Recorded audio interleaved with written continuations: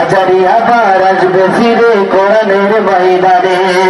আমির হামজা সুর সরাবে ওয়াজির গানে, গোটা দেশের বলবে কথা কোরআন হাদিস দিয়ে, গোটা দেশের বলবে কথা কোরআন হাদিস দিয়ে। কোরআনের পাকে চেনা জানা সুরে আবার যাবে ডেকে, আসবে রে সেই দিন, আবার আসবে রে সেই দিন, আসবে রে সেই দিন, আবার আসবে রে সেই দিন।